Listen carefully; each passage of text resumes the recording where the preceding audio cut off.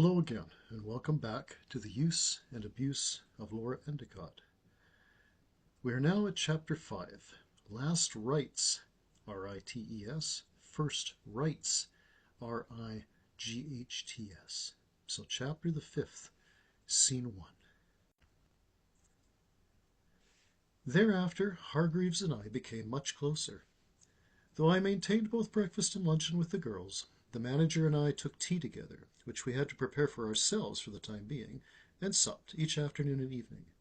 Sir Hugh and his daughters dined together once a day, and that affair must have been both more awkward.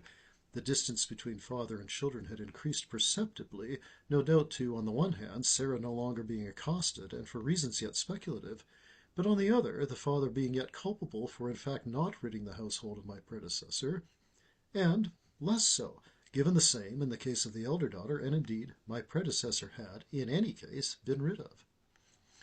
The question looming before me was, did I confide in Hargreaves in order to shift his loyalty from his master over to his master's daughters? It would seem a relatively simple task, given the man's countenance. His image of Sir Hugh was of course fatally flawed, and that was precisely due to his character being so shot through with an old-world fealty. It was beginning to dawn on me that I, in inviting Sir Hugh into my rooms, had exposed his truer desires. It appeared now that he did not, in fact, wish to become intimate with me at all, contrary to not only my own expectations, as well as to Philip's, the poor fellow, but in fact desired only Sarah or someone akin to her. I was apparently too old, even at my youthful age, and my womanly beauty might well be intimidating to a man whose ideal of the feminine was rather mere girlhood in full bloom, and not said womanhood. This outline of the aristocratic diplomat and cabinet minister grew gradually grimmer by the day, in my musings, and eventually included the summary sense that the man not only had a very specific ideal of Eros in his imagination, he as well disdained, and indeed could be said to have indirectly assaulted, every other possible image. That explained his nonchalance regarding Olivia, for she had been savagely and ruthlessly attacked by my predecessor, and he had in fact done nothing, which also was in direct contradiction to Hargreaves' image of him. Hargreaves must of course have automatically and without question assumed that his master had killed the former governess, and for the very reason that he indeed should have, or, at the very least, sent her to prison for child torture. And so the first thing on my updated agenda was of course to ask both daughters if we should take Hargreaves into the truth of things, or, as I suspected Olivia would suggest, dispose of Sir Hugh, and only then afterwards expose him. There was risk to this second option, because we would have to keep Hargreaves absolutely unaware of our plan and our execution, so to speak, as he would surely intervene, given his currently naive state. I would be in favor of explaining up front, and I hoped that would carry the day against any resistance by the girls. But there was only one way to find out. Well then, girls, I suggested last time some of the chief differences between poetry and verse, and asked you to pen an example of the latter. Recall that verse may be bawdy, even guttural, and its syntax and structure can be much less sophisticated than poetry itself. Poetry also dwells within the transcendent in terms of its values, if not its topics. But even here, the subject matter of the poets tends always to the profound, and never the petty. I will expect you to attempt your own example thereof by tomorrow morning. Thank you for removing the linen wrapped round my mother's head, was Olivia's shocking rejoinder to my lesson's introduction. For her part, Sarah was rustling through her folio to retrieve her offering, and in turn offered no qualification upon her sister's bald statement. How on earth? But Olivia gave me a look of impatience. I was distracted after she stopped breathing. No! Olivia, I meant, how did you know it was I? Because it could have been no one else. Of course, Olivia, as I've already noted, had a number of talents, and catching other persons off their guard was but one of the more benign ones. What distracted you? I myself was awakened by a loud thump, which I thought came from outside the house. I also heard that, and I was wide awake, of course, but it was not this. What then? I venture this, darling sister, just in case you encounter such a vision. I beg pardon? Sarah now had her paper in front of her and displayed absolutely no concern for the conversation at hand. Well, as soon as I knew she was dead, I saw her, excuse me, spirit, if you will. Not that I give any truck to such things. I just did not wish you to be startled, Sarah, sweetheart. Understood. I shan't be. I might well have been, I managed to put in. Out of character, I dare say, Miss Laura. Think yourself back to yourself upon such occasions, if they arise. Sage advice, but coming from Olivia, it grated on me. I now gave her a look of exasperation, but she duly shrugged it off. Instead, she made to recite her piece of verse, and I gave up any further discussion of the matter. I now knew for certain she had murdered her mother, but Olivia was herself utterly unconcerned that such a fact be known, perhaps by anyone. Ahem, here is my verse, she began. There was once a young man from Vienna, who thought he could play the piano. His foot did slip, his waistcoat did rip, and out popped a hairy banana. To this tawdry piece of limerick, Sarah opened her mouth and guffawed loudly, then covered same and looked a little sheepish. For her part, Olivia emitted a mocking beam in no particular direction. I had hastened, after hearing her tell of what had befallen her in the schoolroom, to move our lessons to another part of the house. The library had an anteroom, which was suitable, and the only issue was that there was no chalkboard upon which to demonstrate the work of the day. I therefore had set up a makeshift series of frames, akin to easels, upon which my pupils could draw out their answers and ideas. Well, then, Sarah, a critique, if you please. I had heard that Mozart was a terror for the ladies of his time, was what she opened with. My eyes bulged a little to this, and I had to gather myself before pushing the two of them to get back on course. I have no doubt that he was, but such is immaterial to our topic. What in heaven's name suggested that the limerick even had a specific composer or musician in mind? Olivia herself had cracked a grin at her sister's comment. Critique, young lady, I belatedly added. Yes. Well, the informal rhyme is strained. Vienna, piano, and banana all do have the N sounding, certainly, but otherwise they are unlike words. It is also ludicrous to imagine that if a player's foot had slipped on one of the instrument's pedals, that his waistcoat should somehow be damaged to the extent that his upstanding member of Parliament, Olivia put in. To this Sarah gave her sister a scowl. The reference to their father was all too obvious, and I too silently remonstrated Olivia for poking a needle into her sister at a far too tender spot. Well, at any rate, overall, a shoddy attempt at guttural verse, Sarah concluded, giving her sister a hard stare. Olivia was unmoved, a pale grin flickering across her thin lips. If I did not know her history as a true victim, even I might have thrashed her, and more than once. Without her actual background, say, if she had been but spoiled and pampered, she would be nothing more than an arrogant child. Yet she was not only not arrogant, for she indeed was wholly in possession of the gifts to vouchsafe any preening attitude she might have exhibited, and, to be fair, she never truly preened at all. She was also, somehow, not a child. Let's hear yours, then, dearest sister. Oh, I should ask you, sweet Sarah, if you wouldn't mind if I wrote my actual poem about you. Sarah now looked narrowly at her sister, but said nothing. Indeed, she consulted her sheet, began her own brief recitation. There was once a young girl from Darjeeling who claimed no sexual feeling. A skeptic named Boris touched her clitoris, and she had to be scraped off the ceiling. Olivia broke into a not quite mocking applause. I groaned aloud, but given Sarah's own cross, I did not see fit to be stern. I had, in a sense, opened myself to such nonsense by suggesting in yesterday's lesson that verse could be vulgar, whereas true poetry was never such. At the same time, some of the banter Philip and I had engaged in during our too short time together thus far had been no loftier in either meaning or value. After pursing my lips, I handed the floor over to Olivia. I like the allusion to poetic rhythm and its spoken license, claimed versus claimant, very Shakespearean. Oh, and speaking of Mozart, I myself had heard that Shakespeare was not quite a ladies' man at all. Now Sarah was chortling again, and I redoubled my efforts through my visage. It was no easy thing for a woman with my features to look remotely severe, and Philip had been compelled to play along when I acted sternly with him, all in good fun, of course. But with two girls such as the Montfort daughters, it was a lost cause from the start. Ah, yes. Well, very clever, my beloved sister. Who'd have come up with a kind of tea and linked it with both Eros and the top plane of a room? The unexpected connection made through rhyme alone underscores the hilarity of the scene. I dare say I would have liked to have known this nameless girl from the subcontinent. A true jewel in the crown, one might say. Olivia cocked her head in her patent manner, at once looking utterly adorable and as well behaving obstreperously. Thank you. Of course I had feeling and ceiling first, and then had to consult a gazetteer in the library to find a place name that matched. Well played, then, sweet girl. But now Sarah's face had darkened once again. I realized with a start that I had overheard Sir Hugh address his elder daughter with this affectionate epithet on a regular basis. I was about to verbally chastise Olivia for calling attention to this, but this time she took herself in hand. She had arisen and pushed her way over to where her sister sat. "Sarah, my love, do you want me to kill him?" My pulse had seemingly halted, and my heart was pushing up into my throat. It struck me that there was likely not one moment of the day wherein Olivia was not in complete control, not only of her own emotions, but of the social scene itself. Not a single moment.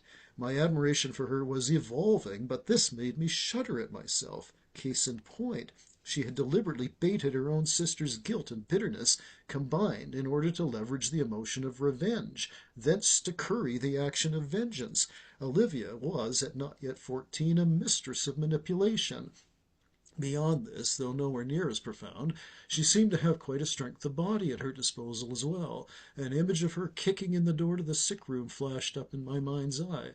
Then the stick she had carried with her when she had intercepted me, and the other object, only noticed because I was, shameful as it might be, admiring her lithe figure. Sarah did not at first reply, or perhaps could not. Then she nodded her head gently. Olivia put her lips together and, caressing her sister's hair and cheek, kissed her on the forehead and made to reseat herself. I thought I could never be surprised again when Sarah presently spoke. "And should I not die with him? I, who have taken such intense pleasure and shame, and for shame am in mourning that he has not come to me now in a fortnight?" "Then that is our end, so to speak. Go to him, and explain how much you miss him. Take him to your room, and I shall be there, at the ready." Olivia had ignored her sister's own sense of shared guilt. I, too, had more or less passed over it, for desire is desire, after all, and one man and one woman simply man and woman, after all, just as in the garden. Were not Adam and Eve siblings? They had been born of the same source, created as adults, and with only the minds of children. Now, no wonder I had gone off received religion at an even younger age than these two girls were now. Thankfully, Philip had never mentioned the topic, though we might have to search afar for a justice of the peace to perform a civil union that would be acceptable to the law. "I am unsure about my ability to perform such a ruse," Sarah replied. I had abruptly vanished from the room, as the two siblings were now speaking as if I were never there in the first place. "I have never blamed you for being with him, but Sarah, my singular being, I myself was never at risk for his advances. Rather, indeed, the opposite." There was a wry look on Olivia's face at this point, which told me she had some semblance of a moral compass somewhere underneath that shadowy self of Umbra's volumes, speaking only the language of the dead. Oh, now a thought had presented itself which reminded me that I too was not an utter slouch. "Where is Martha?" I directed this in strict tones to Olivia's wry face. "Well done. Took you a while, though. There is a space in the cellar. I'd hardly call it even a room, but opened up with a trapdoor-like mechanism, probably dry goods storage from centuries back. It is inset into the foundation's masonry and may be firmly sealed off. It has stone shelves, but also some flagstone flooring. The body of the housemaid is currently rusticating within." Once again she had countered my thrust most effectively, though it was clear she had been impressed with my acumen, however belated. But before I could expostulate any suitable reply, here was Sarah again, her eyes wet, but alight with a glow which could only be called loving. "Livy! Oh, my God, yes! Do you not think I puzzled out that father disapproved of you, and in all ways? Shame on me once again for being so dim-witted, especially when it's compared with you. Yes, I am a dullard at heart, and because of same, a dullard with a needy heart, a fool with a foolish frame in the bosom of a bosun, no, bosun's mate, that's it. Now we are preparing to write real poetry for our tutor on the morrow." Now I simply had to break in. "Girls! Olivia, how in hell did you—" Then I had to break off again almost immediately. Olivia was giving me a look of unutterable disdain, but it was not merely because I had neglected to call to mind the housemaid's own stature. She was a diminutive girl, hardly taller than Olivia herself, and rail thin. Indeed, given that she must have been around my own age, it was Martha to whom I would have imagined Sir Hugh would have taken. But once again she had the darker look, a brunette, with brown hazel eyes and furrowed bushy brows, utterly unlike Sarah in every way. I could have kicked myself at this juncture, and no, this was the least of it. I waited now, as I fully expected Olivia to address my larger failure, and of course to make me feel it as well. If you, pardon me, Laura, if you could help us, I might be able to pull it off, knowing that you could witness it and lend canter to its doing. This, though, from Sarah, making me dart my face around in her direction. Girls, Sarah, I am already your accessory, if for the moment only in the legal sense. I have also taken the blame for Violette's demise, as to reassure Hargreaves of your blandished innocence. How poetic. Nice touch there. Mind if I use that in my description of my sister? Olivia put in dryly, but Sarah shrugged this off and replied directly to me. Laura, that is how I knew I could trust you, of course. But in spite of these sins against my soul, I still love Father. I truly do. And I love what he does with me. There have been many times over the past 2 years, resting in his arms like that I prayed such would never end. Yes, I have, Livy. It speaks to the sheer poverty of feeling, indeed of love, in this household, and indeed in the world itself. Now that was more profound even than poetic, and I gave Olivia a look. For her part, this time she appeared genuinely moved by what her sister had just uttered. I do not make this offer out of jealousy, sister. I am very well aware of love's absence. I have never loved, and I dare say never shall. You have been loved within the taint of lust. We are yet a pair, beloved sister. But I love you. You are the only one I do, and the only one I e'er shall. Now the sisters were in each other's arms, and Sarah was softly sobbing into Olivia's darkling curled mane, itself looking like the open ocean in a nocturnal gale. I could but sit there and witness this rapprochement, if that was what it truly was. In silence I let my own tacit presence bear the gravity of the siblings' shared tragedy. As they continued to embrace, I imagined Philip living here with me indefinitely, with these two as our hostesses. It could work, for Philip was as polar to Sir Hugh as could be imagined. He would brush off the girl's cheek, even lewdness, far more easily than I ever got myself. And of course, since their estate would be laid in escrow for some 5 years and more, given Sarah's still tender age, it would fall to Hargreaves to dispense with allowances and such like, as well as the larger task of managing the estate itself. But then again, he was already performing that larger function, and so such a transition could well be relatively seamless. My own desires were jostling their sordid way into the front of my consciousness, and to make matters the worse, I had a ready rationalization for every one of them. Sir Hugh was indeed a villain, in spite of what I had just iterated about man and woman together. I suppose what I should have said was that all of us bear the weight of the garden upon our souls, and only the better of us refuse to let its burden break our conscience. If I had studied ethics instead of English, I would have understood such a distinction sooner. Livy, what do you think about inviting the pure disposition of Miss Sunshine into our plot? To this I opened my mouth, once again in exasperation, though I well knew that such a reaction made absolutely no impression upon Olivia, and which, somewhat hypocritically, I would myself never have directed at her sister. I shine when life shines upon me. If you could have seen me before I met Philip, Mr. Rossiter, then you would not confer upon me such a luminous halo. She's actually quite good, Sarah darling. Oh, by the way, I shall love you after Father's post-mortem. Have you ever fancied that? Olivia was truly shameless in all things. Sarah had flushed up beautifully at her sister's bordello broadside, but the color in my cheeks was due rather to her efforts to compliment me, sardonic as they always were. I do bask in Laura's prosody.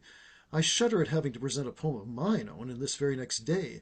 If she were the standard horrible adult with which we are ever surrounded, you and I should not be able to seat myself comfortably for days after she had to listen to it. Sarah, really, do you think I would condone anyone disciplining you for attempting to write a proper poem at age 15? Good Lord, girl. Listen, Laura, are you in or out on this? My sister needs your help.